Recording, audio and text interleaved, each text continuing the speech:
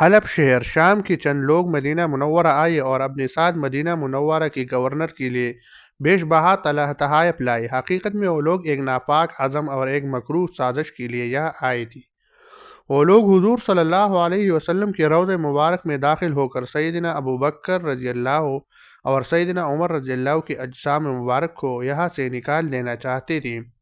Governor کی مذہبی سوچ بھی ایسی ہی تھی، یا بیش قیمت تحائف کے لالچ میں اس نے ان کو ایسا کرنے کی منظوری دے دی۔ اور گورنر نے مسجد نبوی شریفہ کے خادم سے کہا کہ اگر رات کو کچھ لوگ آئے تو ان کے لیے مسجد کا دروازہ کھول دینا، اور وہ جو کچھ کرنا چاہے اس میں مداخلت یا مزاحمت نہ کرنا۔ مسجد نبوی میں نماز عشاء ادا کی جا چکی تھی، لوگ اپنے گھروں کو جا چکے تھے، رات کا کچھ حصہ بیت چکا تھا کہ باب السلام پر دستک ہوئی۔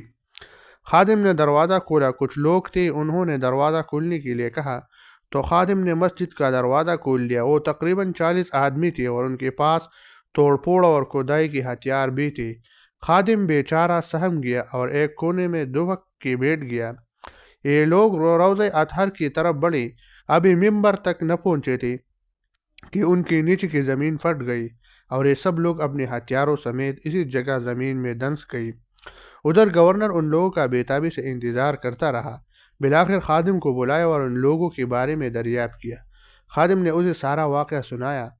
گورنر نے کہا یہ کیسے ہو سکتا ہے؟ تم یقیناً پاگل ہو گئے ہو۔ خادم نے کہا آپ خود چل کر دیکھ لیجئے۔ یوں وہ گورنر اس خادم کے ساتھ مسجد نبوی شریفہ میں اس جگہ پر آیا اور بچشمی خود دیکھا تو واقعی اس جگہ زمین کو دھنسا ہوا پایا۔ اللہ تعالیٰ نے ان بدبختوں کے برے عزائم کے سبب انہیں ہمیشہ کے لیے مٹا دیا۔ گورنر بھی بہت خائف ہوا، نیز خادم کو یہ کہا کہ اس معاملے میں کسی کے سامنے اپنی زبان نہ کھولے، ورنہ